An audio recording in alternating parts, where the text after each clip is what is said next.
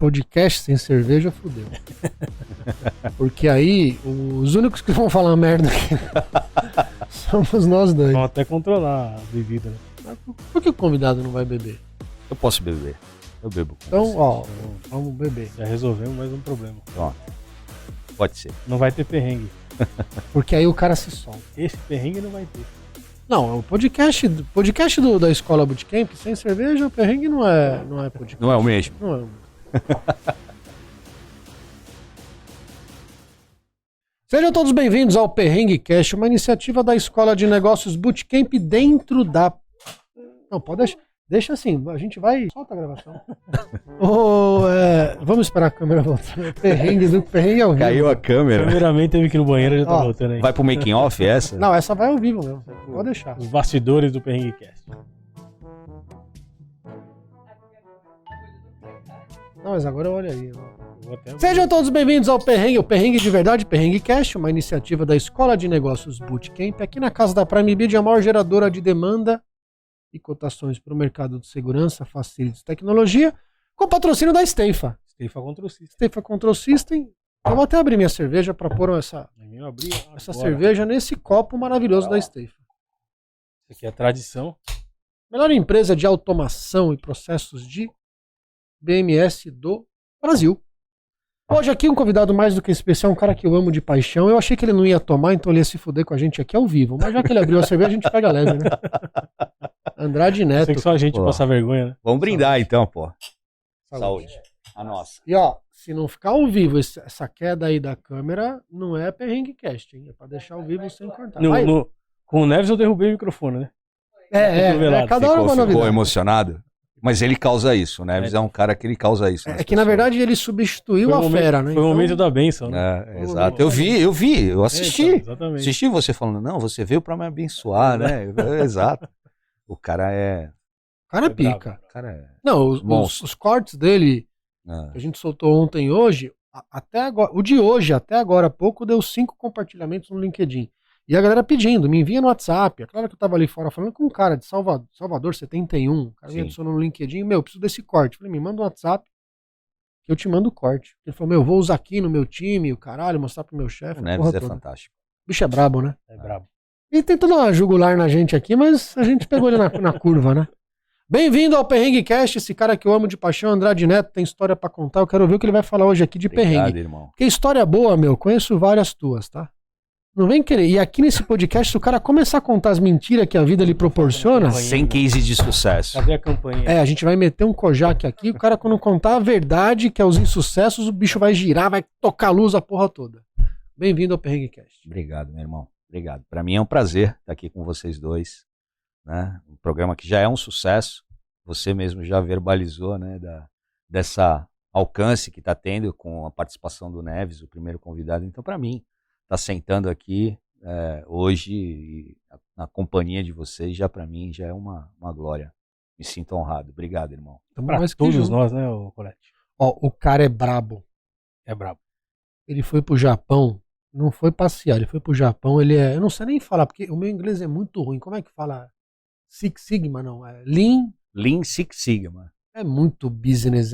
Filosofia Lean, baseado no louco. TPS, no Toyota Production System. Como é que o cara vai pro Japão aprender umas paradas gringa dessa e implantar no mundo dos vigão?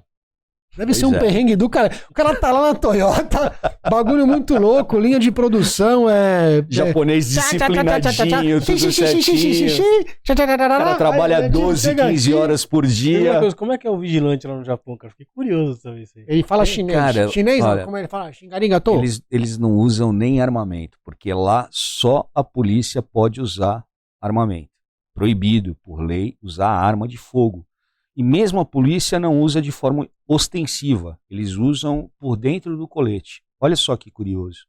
Existe uma cultura, né, toda, e uma legislação muito específica de proibição de arma de fogo. Então, ser pego com arma de fogo no Japão é quase como prisão perpétua. O cara não sai mais da cadeia. Mas é um país, obviamente, primeiro mundo. Sim. Uma cultura totalmente diferente. As pessoas ali estão todo mundo a favor do país, da pátria, seguem as regras, seguem as leis. Sobreviveu a guerras, né? Pois é, pô. Não, eles são realmente... História, né? É um país absurdamente fantástico. Eu estive lá por forte. 2 vezes. A primeira vez que eu estive lá foi em 2017. Foi a minha meu primeiro tapa, assim, já quando eu vi... Perrengue, então. Pronto, quando eu vi um cara fazendo um abastecimento de um caixa eletrônico, que é meu business, né, hoje. Eu trabalho numa CIT, numa empresa de transporte de valores, e o foco, nosso core business principal, sempre foi abastecimento de caixa eletrônico.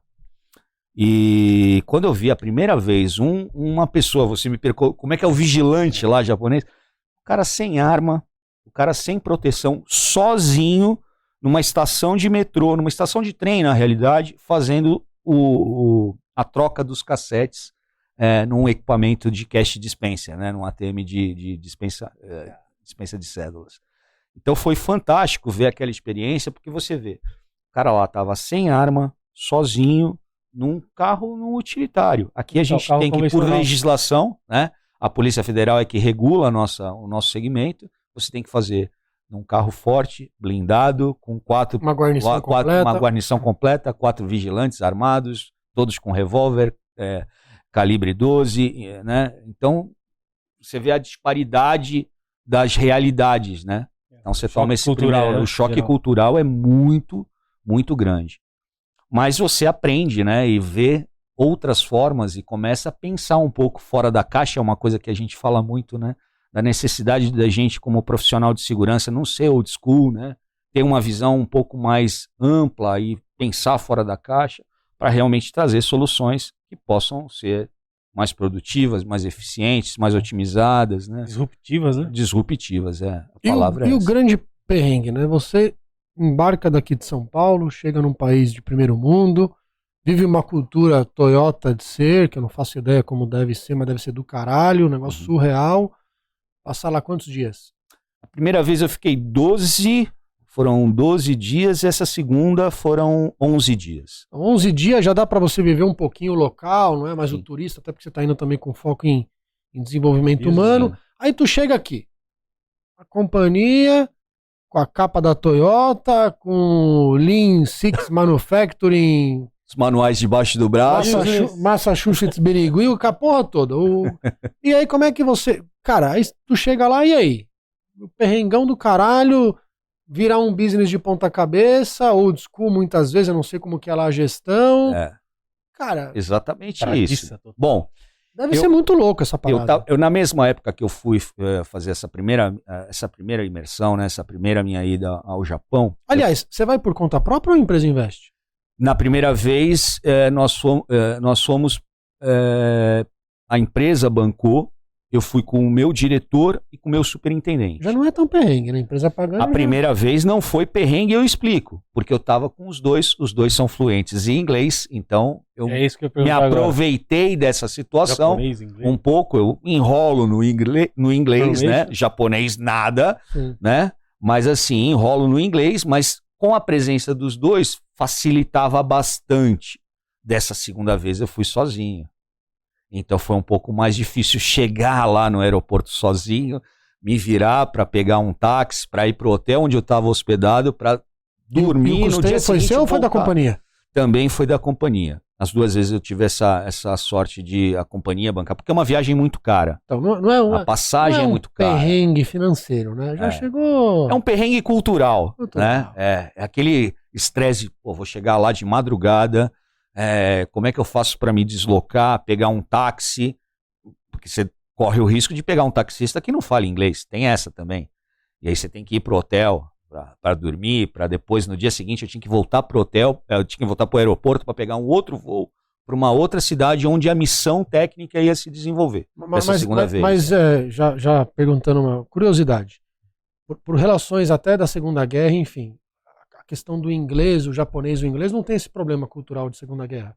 Porque você pega em Paris, você pergunta em inglês alguma coisa pro cara, o cara responde em francês, porque ele não responde. E ele fala que ele não tem obrigação de falar outra língua, né? A questão é a cultura, né? Falar a língua dele. Como na Segunda Guerra teve muito problema, então você perguntou em inglês, mesmo você não sendo inglês, você é um brasileiro, perguntou em inglês pro cara, ele responde em francês. Eu acho que no caso do Japão tem uma ligação um pouco mais forte, isso passa pela própria filosofia Lean, tá? Quando o Japão terminou a Segunda Guerra, o Japão estava destruído, né? Arrasado.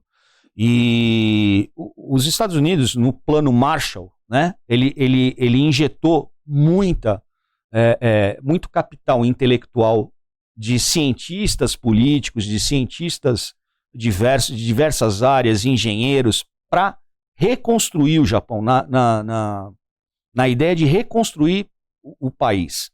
O que aconteceu?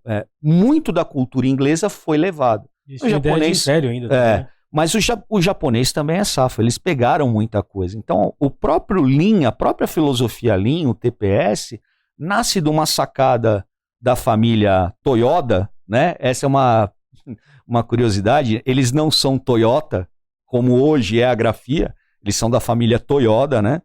Então, eles sacam naquele modelo fabril do Ford, né, do Fordismo, como as fábricas de automóveis se desenrolavam, e ele faz algo um pouco melhor, porque ele tinha limitação de espaço físico. O Japão é um país de dimensões muito pequenas, então por isso até as próprias acomodações, os próprios habitações são habitações mais compactas, né? E então eles tinham essa limitação de estrutura. Então eles fazem tudo para ter a coisa certa na hora certa, com o preço mais justo, para ser mais competitivo, e aí surge o TPS, né? O Toyota Production System. Os reis da logística, né? São os reis da logística que transformam a indústria automobilística japonesa, décadas depois, né, na década de 80, líder dentro do próprio Estados Unidos. Por isso que eu falo, eles beberam da fonte, né, com todos esses cientistas que ajudaram na reconstrução do país, tudo, mas eles visaram na questão da qualidade, da produtividade, do estoque mínimo, de perda zero, e chegaram lá. E hoje a Toyota é o que é, graças a esse modelo que foi implementado numa série de lugares. Né? Então, se você vai hoje visitar alguns hospitais, até laboratórios, o próprio... Pode falar o nome aqui, não tem problema. Aqui o próprio Fleury tem, o Hospital Santa Cruz tem modelo Lean implementado dentro desses negócios. Quase tudo. Calma também. Quase tudo. A gente vai aos pouquinhos. Né? Então você vê o quanto que isso impacta em otimização de processo, em melhoria de processo, em ganho de eficiência, ganho de produtividade. Agora, o mais desafiador, e aí vem o perrengue, né? Foi trazer isso para o meu business. Um business que é quadradinho, cheio de legislação, tem um normativo da Polícia Federal que rege a atividade, né? Tem toda a galera old school e a própria galera mais nova, mas muita regra de segurança corporativa ainda, muito arraigada. E você conseguir... cultural, diferente de classe social que existe no Brasil, né? Que é difícil de trabalhar. Sim. E aí você tem que abrir a mente dessa galera para mostrar que você pode ser eficiente mantendo o teu nível de segurança. É difícil. É difícil. É um grande desafio. Não foi fácil. Mas eu nessa primeira viagem, eu já estava fazendo um MBA de logística e supply chain, então eu aproveitei essa imersão que eu já estava tendo no MBA, me aculturando e conhecendo a filosofia, né? Conhecendo um pouquinho do Lean um pouco mais a fundo, e aí fui beber na fonte original do Lean, né? Que é lá no Japão, onde surge, né, o TPS. Esse nome depois do Lean, ele surge nos Estados Unidos, mas é muito mais um revanchismo. Eu atribuo isso a um revanchismo dos americanos que falam, não, vamos dar um nome para essa filosofia aqui, pelo menos o nome nós é que vamos batizar, né? Mas o Lean, ele tem toda a sua origem, né, formada dentro das linhas fabris da Toyota. Isso é inegável, né? E aí quando você vê isso funcionando lá, você fala, poxa, isso é possível, dá para fazer, né? Mas o difícil é você adaptar o teu modelo. É um pouco difícil. É o que a gente estava falando do script, né? Sim. O script é uma coisa, quando você traz para a prática, né? Você tenta alinhar as coisas, né? Materializar o que você está planejando na teoria é um pouco mais difícil. E aí foi realmente um trabalho árduo de convencimento, de mudança de mindset de lideranças. A gente começou com as lideranças, mudando o mindset, abordagem, mostrando a importância das pessoas. E o cara que acha que...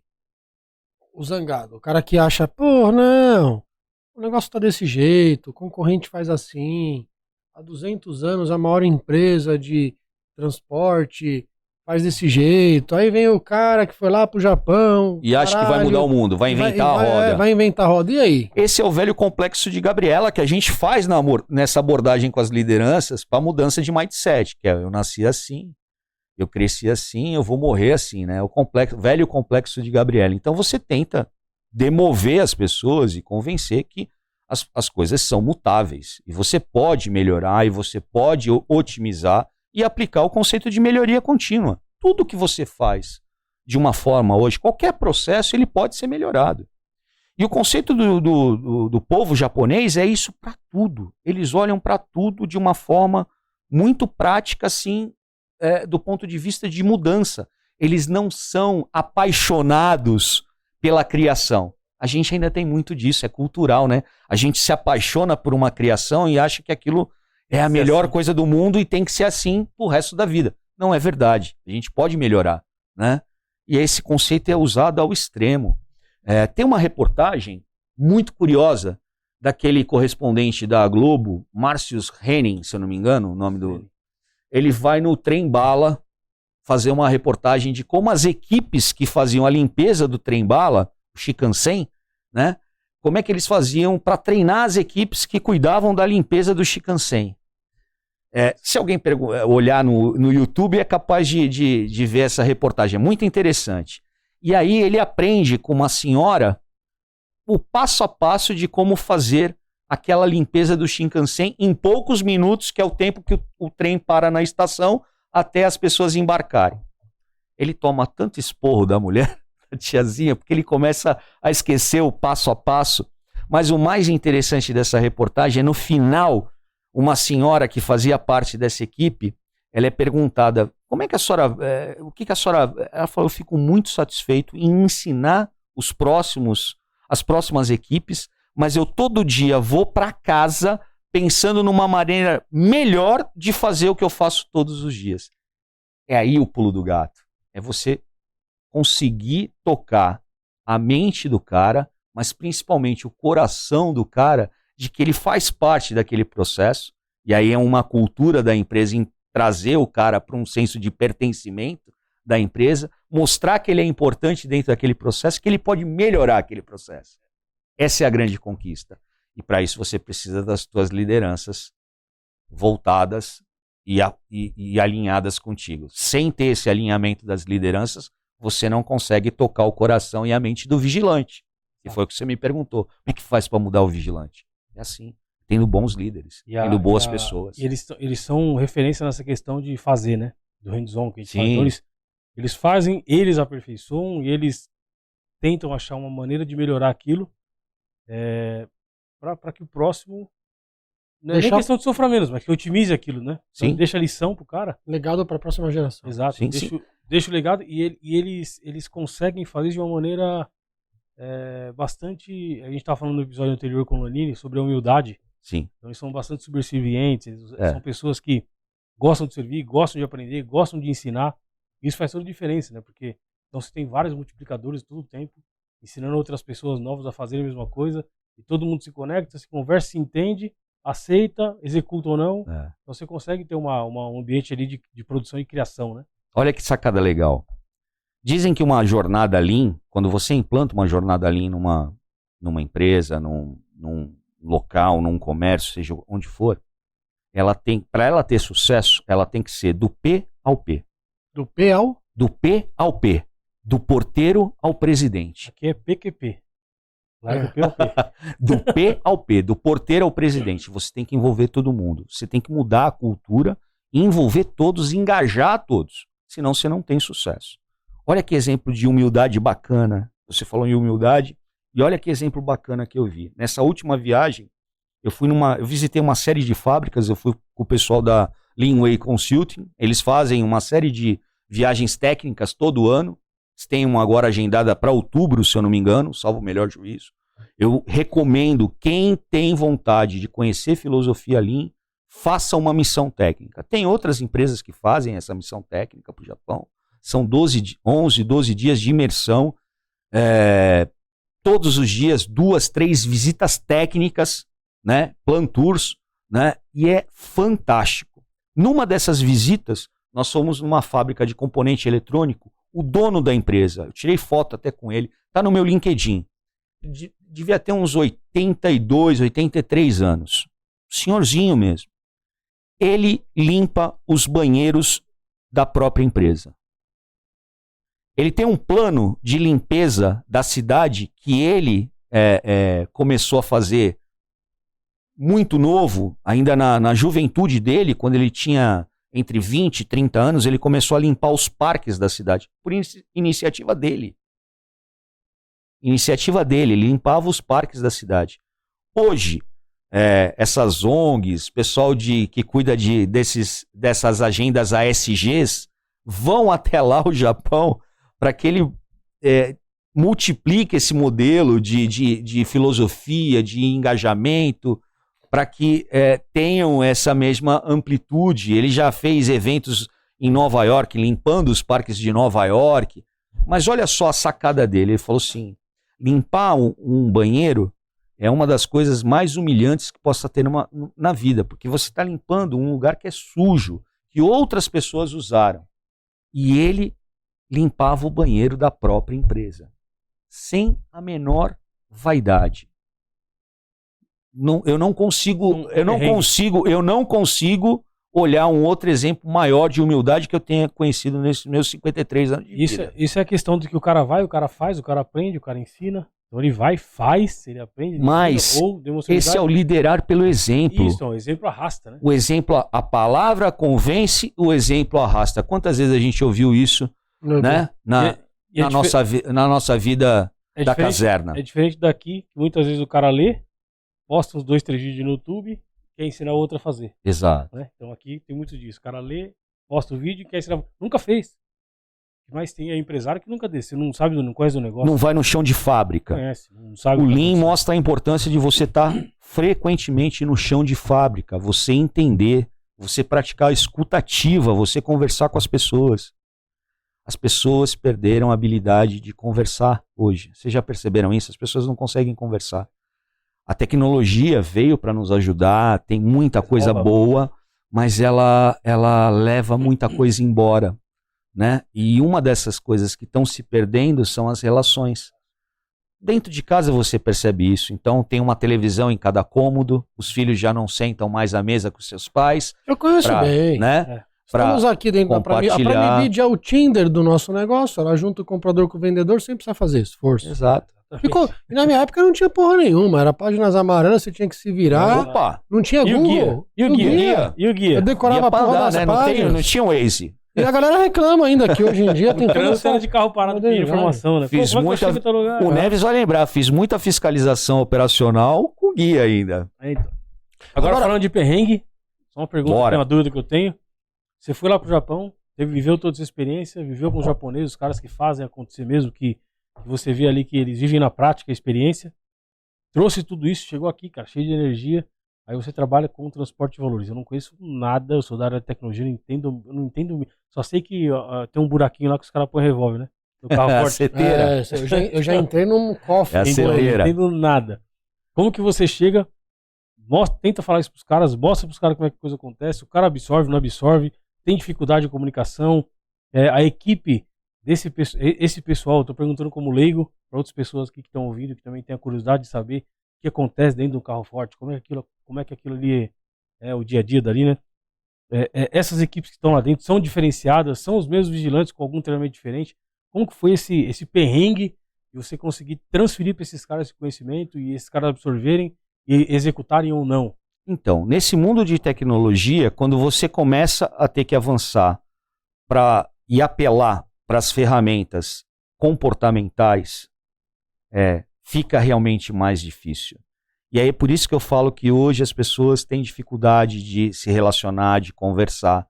E cada vez eu dou importância devida para essas habilidades, para essas, né? Hoje tem esses nomes bonitos, soft skills, hard skills, agora tem até as emotional skills, né? Então, inteligência emocional, relação interpessoal, comunicação assertiva, escuta ativa, nada mais é do que uma boa conversa olho no olho. É só isso, Colete. É você saber conversar com as pessoas, é você dar o papo reto pro cara, e o cara saber que você tá falando sério, porque se ele tiver dúvida, você vai pôr a mão ali e vai resolver e vai fazer. Então hoje o que eu sinto muito é gente que não usa o método TBC. Não tira o bumbum da cadeira. A busanfa. Né? Não tira a busanfa da cadeira. Então, se não tirar a busanfa da cadeira, não descer no chão de fábrica, não conversar com as pessoas, não entender o processo. E aí é se despir totalmente de vaidades. De nada vale o teu canudo, os teus cursos, as tuas formações. Quem tá no dia a dia, na prática, é o cara. Então você tem que ouvir o cara. Não adianta você já ir com preconceito ou com aquelas respostas formadas de qual é a resposta que você quer que o cara dê. Então você fala, não, mas se você fizer assim, não, deixa o cara falar. Porque ele tá vivendo aquela realidade dia a dia. Ele sabe a hora que a máquina dá problema, a hora que a máquina falha. Ele sabe exatamente qual barulho ela faz antes de parar. Perdeu o Playboy. Esse corte, me desculpa, Antônio Neves, a fera do mercado de segurança, esse corte vai explodir o nosso Perrenguecast, LinkedIn do Perrenguecast. Então, Neves, perdeu o Playboy. Não, nunca. O Neves é um cara que eu tenho a maior admiração, paixão por ele. Ele sabe que eu sou fã número 1 dele.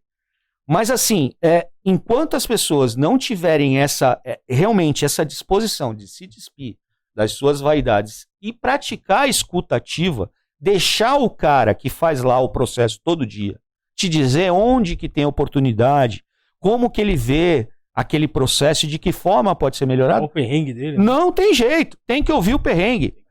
A frase que a gente mais usou durante a jornada Lean foi: que problema você vai resolver hoje? O que as pessoas fazem quando vem problema? Varrem para debaixo do tapete. Corre. O Lean, ele mostra justamente ao contrário. Você tem que ir atrás de problema, você tem que procurar problema. Porque se o cara fala que não tem problema, esse é o maior problema. O cara que fala que não tem problema, ele é o maior problemático da história. O maior cego é aquele que não quer enxergar o problema. O maior cego é aquele que não enxerga. É muito louco a palavra. Exatamente. E bem ou mal, quando a gente aqui, eu sou de vendas, você é de vendas, a maioria dos convidados que acabam estando vindo aqui também tem um viés de vendas. A gente acaba enxergando o problema o tempo todo. E eu acho que é legal a gente, muitas vezes, no comercial, a gente acaba falando do problema do cliente, muito mais, né? A gente dá ênfase no problema dele pra gente vir com a solução, né? Sim. Pra, puta, você tem a dificuldade, mas eu te vendo a facilidade. Né? Então o problema é o que move o mundo, talvez. Então a vendas é a única profissão que existe e o problema move o mundo. O problema é o verdadeiro perrengue. O verdadeiro perrengue. O problema é o verdadeiro perrengue. Né? Podemos concluir. E a gente precisa dar ênfase ao perrengue, ao problema. É engraçado, né? É um pouco daquele conceito do... O Jordan fala isso sobre aquele paradigma de sucesso e fracasso, né? O cara vai perguntar pra ele tinha acabado de conquistar um título, um cara que foi multicampeão, 6 anéis de NBA, e aí os caras perguntam pra ele, depois dele ter ganho mais um título, né? A fórmula do sucesso. Ele falou: você tá me perguntando do meu sucesso? Deixa eu te contar dos meus fracassos. Falou: eu errei mais de 9.000 arremessos. Eu fui escolhido para ser o jogador decisivo em mais de 6 finais e fazer o último arremesso, e eu perdi esse último arremesso. E aí ele começa a enumerar uma série de perrengues, uma série de problemas que ele teve. Ele mostra o fracasso dele. Ele fala assim: e é por isso que eu sou um sucesso. É que a gente chama de jornada do herói, né? O Phelps outro dia tá rolando um vídeo aí, virou Trend Topics, né? Um vídeo do Phelps falando quanto tempo ele treinou durante 5 anos. Ininterruptamente, sem descansar nenhum dia. Porque ele falou, o nadador, quando ele deixa de treinar 2 dias, ele perde 4 na sua recuperação. Ele Trofia, né?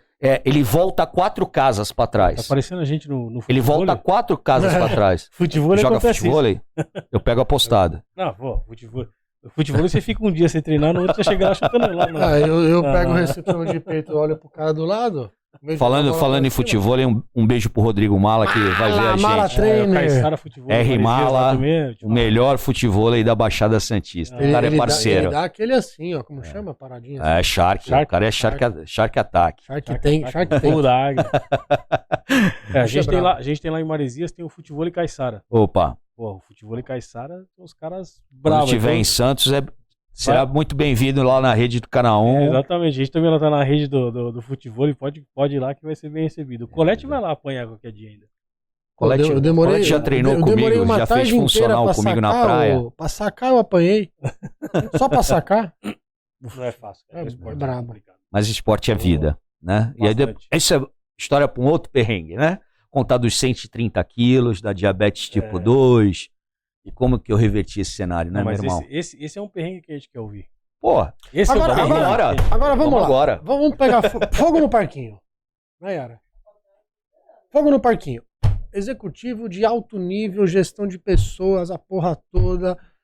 2 viagens no currículo, no Japão. Privilegiado, de verdade. Pô, obrigado. A gente tá com bastante pessoas de qualidade, tratando de assuntos de qualidade e perrengues de qualidade, porque é coisa que ninguém quer falar. Todo mundo quer falar de sucesso. Eu tenho 2 experiências no Japão. A primeira foi que eu atendi a Mitsubishi. Depois de 3 anos, o cara me chamou de Roberto San. Aí eu fui entender que porra de Roberto San quando o cara te respeita, né? Exato. E eu falava, sim. E na segunda que eu passo na Rua Liberdade, cara, foi a minha primeira aproximação com o Japão. Mas executivo de gente, gestão, RH, o caralho, fodástico. O cara tem um engajamento foda nas redes sociais. Meu, a galera ama esse cara de paixão. Leva multidões, o caralho a 4. O seu business, não sei até que ponto você pode falar, não, mas a gente entra em ponto sensível, o convidado ou ele samba ou ele vem com a gente. Tá bom. Pix. Fudeu o Pix. O cara transporte de valores, mas o Pix é um bagulho foda, né? Faz o Pix. Agora a minha filha fala assim, papai, faz o Pix. Pix é um bagulho foda. Em frações de segundo, o dinheiro tá aqui, ele passa pra lá, passa de cá pra lá. Eu não sei se o Pix funciona fora do Brasil ou não, mas o Pix é um negócio... Aí a quadrilha do Pix, tem toda essa parada toda. Cara, eu acredito que essa porra foi um caos traumático pro teu business, enfim. Pra todo segmento. Eu não sei nem, eu vou fazer uma pergunta de prova aqui. Você usa o Pix? Eu uso o Pix. O cara usa o Pix. É muito eu uso o Pix. Agora, e aí? Perrengue do caralho, né? Perrengue do caralho. Essa é a palavra. Bom, vamos recapitular. Deve ser muito louco, né? Olha só, 2000, vamos lá. Na verdade. 2020, pandemia. Eu não sei até onde tu consegue... Vamos lá, eu posso falar até um determinado ponto. Então vamos lá. 2020, primeiro ano de pandemia, a economia estava aquecida.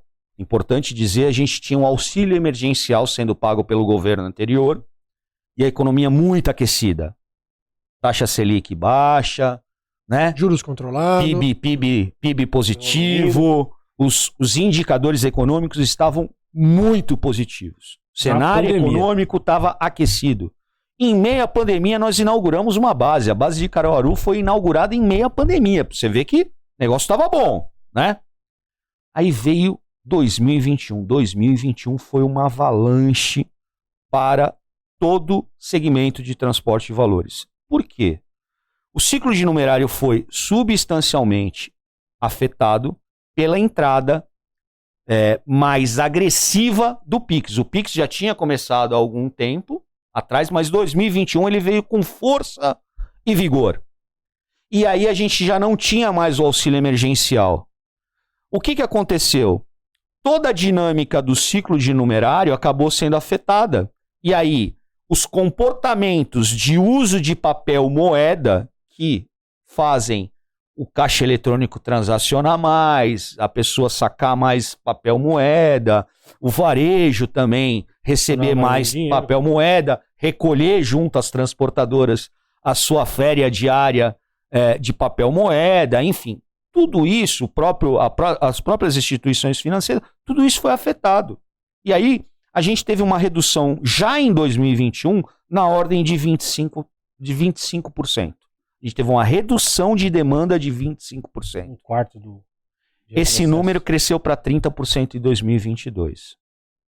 Então, o que eu vou falar agora para vocês, eu tenho falado junto a algumas entidades sindicais, eu faço as relações sindicais eu sou responsável por fazer as relações sindicais da empresa, então converso com as entidades patronais, com as entidades laborais, mas eu tenho verbalizado isso. Ou o transporte de valores se reinventa, ou o transporte de valores no Brasil está com os dias contados. Fato. As empresas já estão, de uma certa forma, olhando o que pode ser feito, o que pode ser diversificado dentro da sua carteira de receita, né? Da sua carteira de produtos para disponibilizados no mercado. A exemplo, eu posso falar, transporte de carga de alto valor agregado. A gente sabe, a gente vem no mercado, né? A gente é antigo nesse segmento de segurança, o índice de sinistralidade que as transportadoras convencionais sofrem ano a ano. Isso é publicado, enfim. As transportadoras de valores encontraram neste segmento específico um nicho de mercado, porque agora grandes operadores de cargas de alto valor agregado, eu estou falando de defensivo agrícola, estou falando de carga farmacêutica, eletroeletrônico. Né? Eletroeletrônico. Então tem uma série de negócios específicos, de produtos que podem ser transportados por transportadores de valores. A portaria da Polícia Federal permite você fazer esse tipo de transporte.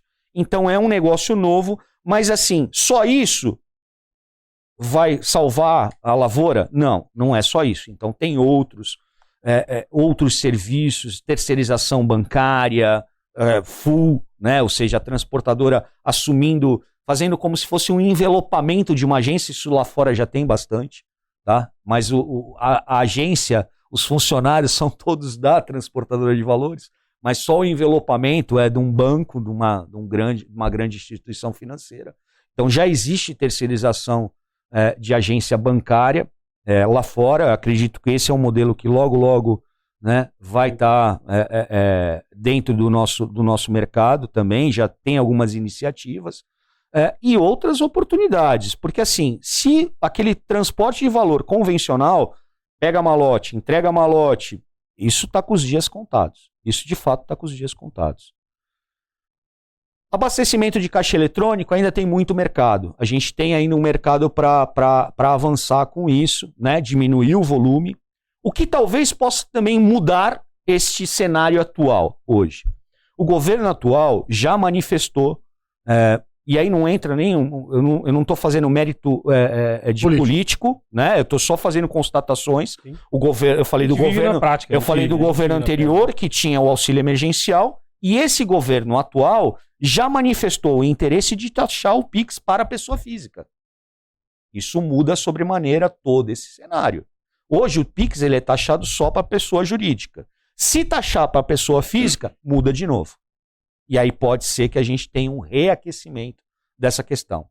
O dinheiro, e aí vem a pergunta de $1 milhão que você não me fez, mas que inevitavelmente quando você conversa sobre transporte de valores, todo mundo acaba fazendo. Papel moeda vai acabar? Não. Eu ia chegar lá. O papel moeda não vai acabar. Quando você pergunta em países mais desenvolvidos, a exemplo, a Alemanha, hoje um alemão de 30, 40, 50 anos de idade, ele vê a possibilidade de usar papel moeda até os 80 anos dele. Então, nos próximos 30, 40, 50 anos, a gente ainda vai ter papel moeda. Porque se num país como a Alemanha, desenvolvido como a Alemanha, a perspectiva da população de usar papel moeda, a necessidade ainda é tão premente, num país como o nosso, onde 60% da economia ainda é informal, a gente vai usar papel moeda por muito tempo. É lógico que hoje isso é um pouco mais latente, porque você vê, o meu termômetro é esse, eu sempre uso esse exemplo. Quando eu chego a São Paulo, eu venho de Santos, né? Eu moro em Santos, mas trabalho em São Paulo já fazem 33 anos. Tô morando bem 33 anos trabalhando em São Paulo. Vai pra praia todo dia. Todo dia, graças a Deus. Ele treina às 4 adoro, amo, mas às 4 horas da manhã levanto para treinar. Mas assim, a primeira sacada que eu vi que o Pix tinha arrebentado foi o cara do pano de prato, cara. Aquele cara do pano de prato que vendia 7 panos a R$10 e agora tá 6 por 10, ele diminuiu um pano. Mas não diminuiu o valor? Tá lá com a plaquinha dele todo dia, faça chuva, faça sol. Ele dizia lá, 7 panos por R$10, agora 6 panos por R$10, mas ele acrescentou uma frase no final, aceito o Pix. Quando eu vi essa frase, eu falei assim, realmente a gente está perdido. Fudeu. Então a gente precisa se reinventar. Talvez esse seja o perrengue do transporte de valores do momento, tem nome e sobrenome. Quando a gente fala de valores, né? Fala de dinheiro, e é engraçado pensar que se todo mundo, aquela história, todo mundo resolver sacar o dinheiro ao mesmo tempo, não tem dinheiro para todo mundo, né? Não tem dinheiro para atender todo mundo. E tem tanto dinheiro voando no digital, sim, e a coisa está digitalizando cada vez mais. Cada vez mais. O real digital é uma realidade, o Banco Central já vem fazendo as campanhas, enfim. Fala de futuro de criptomoedas, né? De se tornar uma realidade. Hoje já existem transações de criptomoedas. Sim. Eu mesmo utilizo algumas coisas aqui, alguns negócios específicos, que os caras incentivam você a usar criptomoeda. Então tá tendo essa... Existe um mercado informal. No centro de São Paulo, você vai lá, os caras aceitam cripto. É uma coisa muito louca que vem acontecendo. Agora, pensando nisso, e pensando no perrengue que eu sempre gosto de ouvir e entender de pessoas na sua posição, que lidam com pessoas abaixo e tem que lidar com demissões, tem a maleabilidade e a flexibilidade do mercado. Então o mercado está aquecido, você contrata. O mercado dá uma derrubada, você demite. Só que no nosso mercado de prestação de serviço, aí é uma coisa em comum tanto no seu quanto no meu, o volume de contratação e demissão é alto. Então assim, não é uma coisa que você contrata agora, já prevê, tem uma previsibilidade. Não, você tá ali. Cada mês é uma batalha. Putz, será que eu fico? Será que tá? Não vai acontecer nada? Não tem novidade? Tá? Então você tem que ficar acompanhando e monitorando isso. Como você lida com esse bolo de informações relacionadas a dinheiro? Então você tem que ter pessoas de confiança, pessoas treinadas, trabalhando com dinheiro de terceiros, transportando esse dinheiro de um lugar para o outro, e ao mesmo tempo que você tem que ter um pool de pessoas ali de confiança, treinadas, capacitadas, para lidar com dinheiro, que é sempre complicado, você também tem que demitir pessoas o tempo todo e contratar pessoas o tempo todo. Como que é essa dinâmica dentro do seu negócio? Isso envolve muito treinamento, é um perrengue para você ter que lidar com isso. Não, você já acostumou bem, já trata isso de uma forma muito, muito tranquila. Como que é essa dinâmica de trazer pessoas, demitir pessoas, sendo que você mexe com valores, né, e dinheiro de terceiros? Como que é isso para você na sua posição hoje? Cara, que pergunta sensacional. Na realidade são várias perguntas, né? Dentro de um contexto eu vou tentar formular um raciocínio aqui e te responder da melhor forma possível. E vou te responder seguindo um conselho de um cara que eu admiro demais, que foi meu pai. Vou te responder com o coração. É muito difícil lidar com movimentação de pessoas, porque você está lidando com vidas. Em qualquer situação de movimentação, quando eu falo em movimentação, eu não estou falando só de contratação, eu não estou falando só de demissão, eu não estou falando só de transferência, eu não estou falando só de promoção. Quando você mexe com a vida de uma pessoa, você tem uma responsabilidade muito grande. Um impacto que a gente não enxerga. Né? Eu acho que, na realidade, eu sou um cara agraciado por Papai do Céu por ter essa dádiva de poder impactar na vida das pessoas, né? Mexendo com essas movimentações. Até pouco tempo atrás, eu estava numa zona de conforto. Eu era uma das empresas do segmento de transporte de valores com menor turnover do segmento. A TB Forte sempre foi uma das empresas com menor turnover do segmento. E eu tinha orgulho disso. Mesmo quando eu era executivo de operações, porque eu tinha talvez ali 70% do efetivo da empresa estava comigo na área de operações. Então era motivo de orgulho ter esse índice de turnover tão baixo. As pessoas entravam na TB Forte e a gente falava que elas iriam se aposentar na TB Forte. Era picado, né? pelo mosquito lá. Incrível, era incrível o nível de engajamento que a gente conseguia com essa realidade. É lógico que nós não passamos imunes a essa situação que o Pix trouxe, né? Então nós tivemos queda de, como eu falei, de 25% a 30% de demanda num negócio que 70% do custo operacional são pessoas. É impossível você fazer qualquer ação que não passe por desligamentos. O que a gente tem tentado fazer nessas situações? conscientizar as lideranças sobre a importância de um desligamento humanizado. Isso é fácil? Não é fácil. Isso é cultural, isso é um trabalho de formiguinha, é dia a dia você conversar com as lideranças, é um trabalho de conscientização, é um trabalho de respeito, principalmente. As pessoas hoje buscam nas empresas, e o Poletti já me ouviu falar isso, mais do que um mero ganho salarial. As pessoas buscam por respeito e reconhecimento. Então, qualquer relação que você construa na tua empresa, para ela ter realmente esse nível de engajamento, um fortalecimento da tua cultura, passa por esse respeito que você constrói na relação diária com os teus colaboradores. Então, quando você tem que romper esse vínculo através de um anúncio de demissão, isso tem que ocorrer da forma mais respeitosa possível. Você consegue sempre isso, Andrade? Essa é a pergunta que eu faço para os meus botões agora. Não, porque a gente lida com pessoas. Então as pessoas falham, tem gente que sai triste da empresa, tem gente que coloca, às vezes, no meu LinkedIn ou nas minhas redes sociais algum desaforo, porque está descontente, né? Porque está descontente, e eu entendo perfeitamente o sentimento dessas pessoas. Porque não é fácil você ser demitido de uma empresa. Não é fácil. De qualquer empresa ou de um emprego que você tenha, porque dá um sentimento de derrota. Naquele momento, o sentimento que você tem é de derrota, né? Então é natural que as pessoas saiam, às vezes, magoadas. Tudo. Então, o que você pode fazer? Eu penso muito nisso hoje. Como que a gente pode preparar as nossas lideranças para conduzirem essas conversas da melhor forma possível, tentando acolher a pessoa, tentando dar uma palavra de solidariedade naquele momento difícil. É muito complicado, mas esse é um desafio que me motiva todo dia a levantar da cama cedo, é um propósito que eu tenho. Eu costumo dizer que o meu propósito é cuidar das pessoas, isso não é um jargão ou uma frase de efeito, né? Filosofia de vida. Virou filosofia de vida, cuidar das pessoas na verdadeira asepsia, né, da palavra, na verdadeira essência dessa frase, né, de cuidar realmente das pessoas da melhor forma possível. A gente vai errar, a gente vai acertar, esses são os perrengues. Esse é o risco e o mas a gente tem que todo dia dar a cara a tapa, levantar e acreditar. Que não é fácil. Não é fácil. Não é fácil. Não é fácil ser demitido, não é fácil demitir também. Não. Isso é um perrengue brabo para quem tá Há 3 semanas atrás eu estava vivendo um outro perrengue. Então, se o programa é para contar perrengue, há 3 semanas atrás eu estava vivendo um outro perrengue. Eu estava fazendo a demissão, o desligamento de um cara que eu trouxe para trabalhar.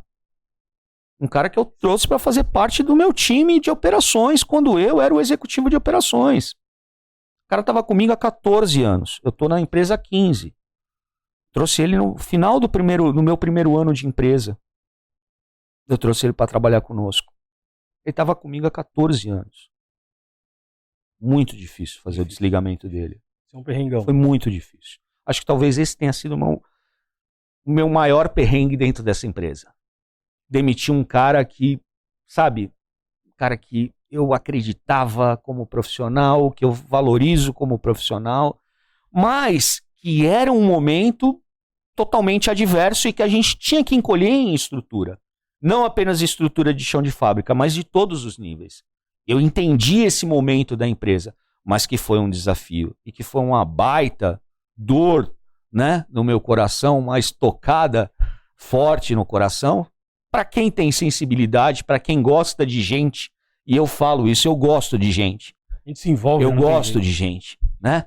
E eu acho que quem trabalha com isso tem que gostar de gente. Mas eu ainda falo assim, até aquele cara que não tem aptidão a cuidar de gente, ele pode até ser frio. Mas, cara, quando esse cara pode até ser engenheiro, né? Quando esse cara deita a cabeça no travesseiro à noite, cara, ele fala, cara... A conta chega. A conta chega. Porque, cara, a sensibilidade, ela é... Os neurônios não tem... É o mesmo, né? O corpo não é um robô, você não é um botão que você aperta aqui, o comando chega aqui na ponta, a luz apaga ou acende. A sensibilidade, ela vem à flor da pele. Então o cara deitou a cabeceira lá na cabecinha dele no travesseiro, cara. É que existem muitas formas de pensar, não tem jeito, né? Tem gente que pensa como o André está fomentando agora, que também eu compartilho dessa filosofia. Eu acredito em pessoas, eu lido com pessoas todo dia, eu sou motivador de pessoas, diferente do cargo dentro da empresa, mas ao mesmo tempo tem gente que é totalmente mecânica. Então, por mais que o cara tome uma decisão dessa que ele tomou, que ele já deu os motivos, ele justificou que era uma necessidade da empresa por uma estratégia X. O cara se apega só nisso. Então, na cabeça dele é o melhor que ele fez, porque ele atendeu a expectativa da empresa e, se dane quem tá na outra ponta. Então, tem gente que é mecânico pra caramba no pensamento e acaba não se envolvendo. Tá cheio. Eu conheço pessoas assim. Eu lido com gente assim também. Então, a gente se assusta. Cara, como você pode? Perspicácia, né? Só ser tão fria, né? Mas porque a pessoa não consegue praticar empatia. A pessoa não se coloca no lugar do outro. Né? Empatia é um pouco disso, né? Em inglês, o termo deriva disso, né? De você se colocar no sapato do outro, né? 16ª lei de ouro de Napoleão Hill. Mais esperto que o diabo. Se coloque no lugar do próximo. Não faça aquilo que você não quer para você, para outras pessoas. É a lei de ouro de Napoleão Hill. 16ª lei. O cara da atitude mental positiva. O cara que estudou as pessoas mais poderosas no planeta. Exato. Ele entendeu que todos os seres humanos que são diferentes e que conquistaram sucesso não só financeiro, mas filosófico, os grandes gênios da atualidade e gênios do passado, são 16 leis que compõem a filosofia de formação dessas pessoas. A 16ª é a lei de ouro, ele fala. Não faça para os outros aquilo que você não quer que seja feito para você. Eu acredito tanto nisso que eu tenho tatuado aqui, ó. A lei áurea, a regra da proporcionalidade da natureza. Então tudo tá dentro de uma regra que a gente tem que... Se a gente foge disso, cara, a gente vai ter que acertar uma conta que às vezes nem é nossa. Exato. Então é importante a gente tá calçado, tá cuidando, tá olhando. A lei do retorno, né? Tá preocupado. E Napoleão Hill é expert em falar sobre isso. É isso. Vida pessoal, pra gente caminhar pro nosso encerramento, porque aqui tem história longa pra contar. Perrengues do Andrade como ser humano, pai, casado, pai de filhos que eu conheço, esporte, perrengão. Cara, talvez... Executivão é foda, ganha bem pra caralho, cartão corporativo. Mora em Santos. 2 viagens pro Japão, a porra toda. Cara, olha, acho que o maior perrengue... A molecada aí não entende esse mundo, a molecada... Acho que você nasceu executivo, né? Eu converso com um cara que fala assim, como é que eu faço? Minha filha brinca às vezes, né? Ela fala assim, é só mandar, né, pai? Falo, filha. Meu filho fala. Aliás, um beijo pra Maria Clara, uma das minhas maiores fãs. Beijão. E pro meu filho João Pedro, são os meus amores, meus gêmeos. Tesouros, né? Meus gêmeos de 16 anos. Minha esposa Fernanda. Santista Roxo. Vai na Vila Belmiro. Vou na Vila. Sou fiel. Menino Ney. Menino Ney, tava na Vila esses dias. A gente falou, volta pra casa. Aqui você vai ter amor. Ele falou que ainda volta. Volta. Eu tenho certeza que volta, sim. Mas então, perrengue da vida pessoal, né? Acho que talvez o maior perrengue, e você conhece parte dele, né? Foi eu ter mergulhado nessa ânsia de ter sucesso na vida profissional, nesse mundo corporativo, trabalhando 12, 13 horas por dia, saindo de Santos praticamente de madrugada, com os meus filhos dormindo, né? Os meus filhos dormindo e voltando para casa às 10, 11 horas da noite, os meus filhos dormindo. Eu praticamente vivi a infância dos meus filhos e o início da adolescência da vida deles nessa vida. Isso me custou muito caro. A conta chegou. A conta veio em pesos, né? Não pesos argentinos, mas pesos em quilos. Pesos reais. Pesos reais. Qualquer um dos dois ia ser ruim. Eu passei a pesar 130 quilos num determinado momento da minha vida. Meu peso era normal, era 80, 85. Quando eu ainda jogava futsal, tudo, né? Recém saído do exército, depois de 10 anos de tenente, tava voando. Mas essa conta chegou dessa forma. Eu desenvolvi obesidade, né? Uma obesidade até mórbida, digamos assim, né? Meu IMC era absurdo. E acabei adquirindo diabetes tipo 2. Virei diabético. E diabético é para a vida inteira, né? Não tem volta. Não tem volta. Bom, até um determinado dia que eu tomei um tapa e com alguns exames, indicadores todos zoados, né? Glicemia lá no céu, na estratosfera. Eu falei assim, não, eu preciso tomar um rumo na minha vida, porque senão eu não vou ver meus filhos crescerem, eu não vou acompanhar minha família, não adianta, eu estou olhando só uma parte da minha vida, só a parte profissional, né? E estou me ausentando. E graças a Deus, assim, tem muita gente que fala mal da pandemia. A pandemia foi a melhor coisa que aconteceu na minha vida, Colete. A melhor coisa que aconteceu. Eu choquei uns pais numa reunião virtual. Eu participei de uma reunião, uma das primeiras que eu consegui participar de uma reunião escolar virtual, e cheio de pais lá, o pessoal preocupado, se lastimando, e eu entendendo a dor de todos, mas o meu depoimento era o meu depoimento. Eu estava falando o que eu sentia naquele momento. Eu falei, gente, eu estou satisfeito, porque assim, pela primeira vez, eu estou conseguindo almoçar e jantar com os meus filhos.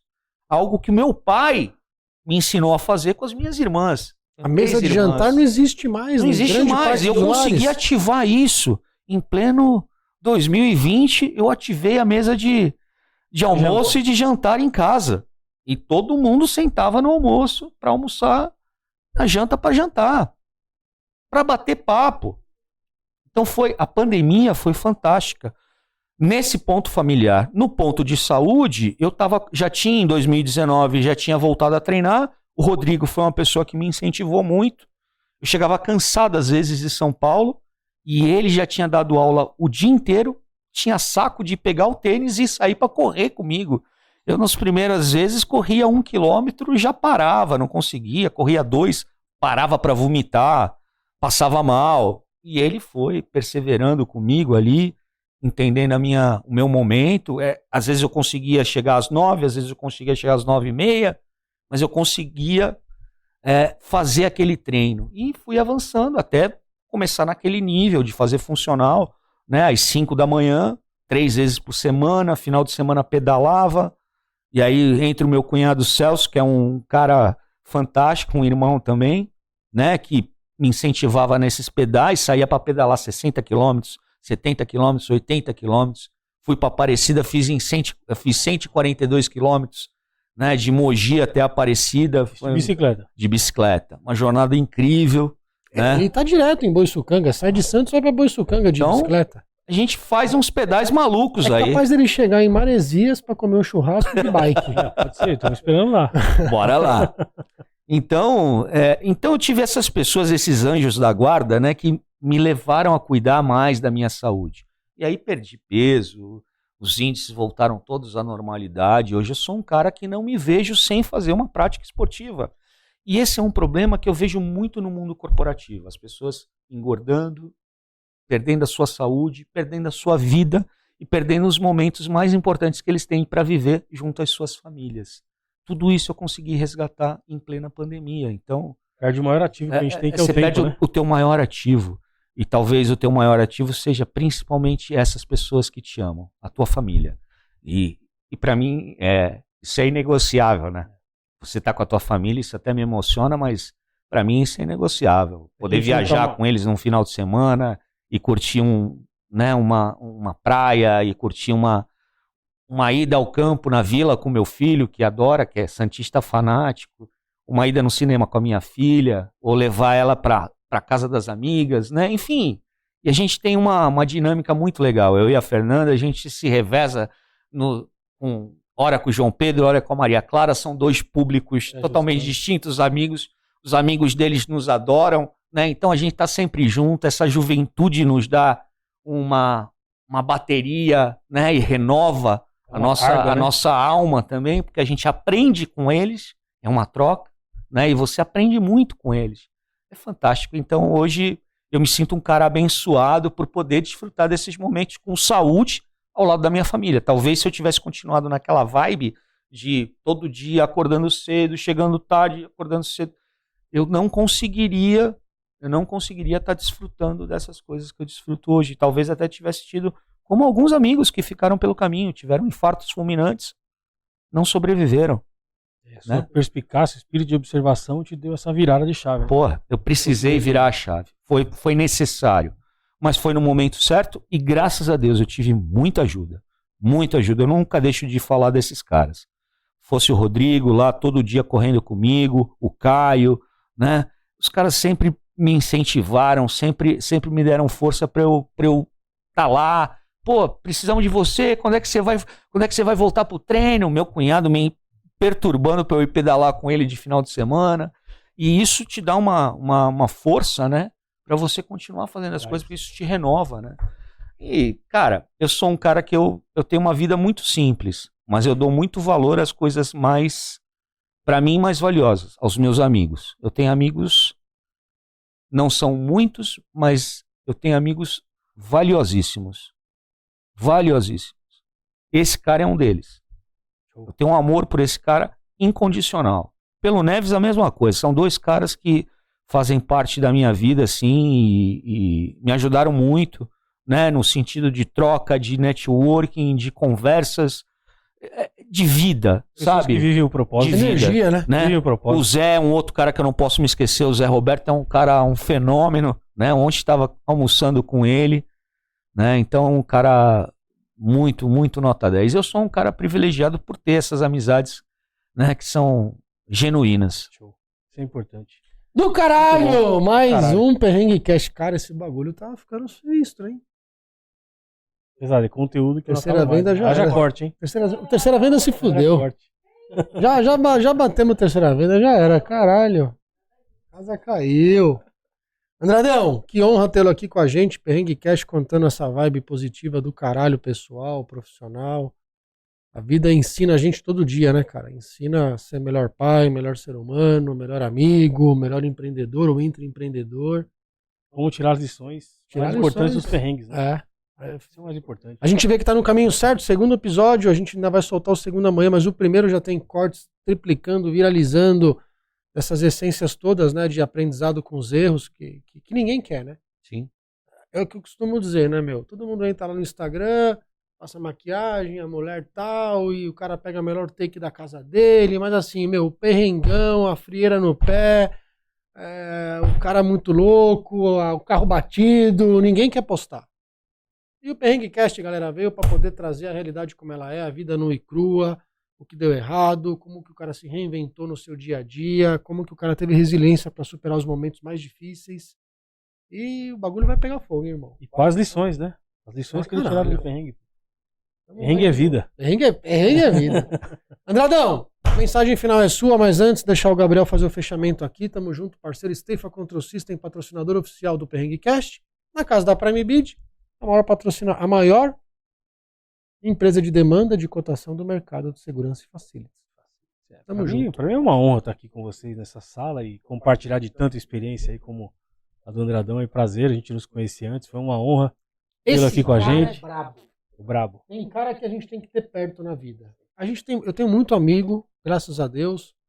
Minha esposa fala, pô, são poucas pessoas que você pode confiar. Esse cara é um cara que Deus colocou no meu caminho, o Neves que me apresentou. Esse cara é um cara que eu te falo que você tem que ter perto. Pra se ter perto. Um cara humano. É isso que manda, né? No mundo da tecnologia, no mundo adverso a tudo que a gente viu nessa loucura abrupta de transformação, mas eu ainda acredito que o ser humano é capaz de transformar o mundo. Esse cara é um cara que a gente tem que ter perto. Pra mim é uma honra estar aqui. Pô, aprendi muito com essas lições, né? Na verdade, a gente sempre acaba trocando algumas coisas, né? A troca é constante. E só com o Colete, que é a troca mesmo, porque o cara só fala besteira o tempo todo. Tô fodido. Não fala nada que se aproveite. É brincadeira. É perrengue. Parceiro de verdade, mesmo pouco tempo que a gente se conhece aí. Mas tem dado muita liga e tem dado muito certo. E, Andrão, pô, legal ter você no programa, volte quando quiser. Fica o convite para visitar a gente lá de bicicleta quando quiser ir também. Opa! É só mais uma serra, né? Só mais uma serra. Porra, mas aquela serra... Não, mas aquela que tu sobe empurrando na bike, na hora de descer... A serra de Boiçucanga pra Camburi, ela já é um perrengue. Mas a de Boiçucanga pra Marizias... Mas ó, sobe fumando, cai cinza no olho. Então, mas para pra pensar o seguinte. Você pode até descer da bike, empurrar... Não... Aí tem... Não é vergonha. Tudo que desce só. Não é vergonha. Você chegar lá no Apesar topo, que quando o pessoal da bike, quando vê alguém empurrando, fala assim, ó, se você queria empurrar, comprava um carrinho de mão, né? Mas, ó, quando você chegar lá no topo da serra, você vai lembrar que tem a descida. Aí tem 1,5 km, mais ou menos. Por aí. Plano. Não, dá até menos, plano Dá uns menos, 500 né? metros. Aí você vai assim, quando você estiver bem no planinho assim, você vai lembrar que vai ter uma carninha lá, vai ter uma vibe positiva do caralho. Esse é o gás que precisa. Esse é o gás. E aí você só deixa a bike correr. Escuta o cheiro. E aí tem música, tem balada, tem tudo, né? Mas tá contigo, irmão. Cara, tem uma frase do Cortella, que eu sou fã dele. Cara, você falou de humano, né? O Cortella é um cara genial. Mas tem uma frase dele que eu acho que calha nesse momento, né? Ele fala sobre calma na turbulência, paciência na travessia. A gente precisa ter mais paciência na nossa jornada, na nossa caminhada, né? E acreditar que a turbulência, ela passa. Ela vem e passa. E quando você tem os teus valores muito bem definidos e o teu propósito muito bem mais definido ainda, tudo fica mais fácil. É isso. Beijo no coração, meu irmão. Te amo. Perrengue Cast com essa fera aqui. Mais um programa, irmão. Tamo junto. Obrigado, parabéns, tamo junto, Andradão. Do caralho. É nóis, Queiroz. Pessoal, Perrengue Cast aqui no canal do Bootcamp, em todas as redes, em todas as plataformas de streaming. Toda quinta-feira? Toda quinta-feira, 18 horas ao vivo. E hoje com essa fera aqui. Um beijo no coração de vocês. Beijão.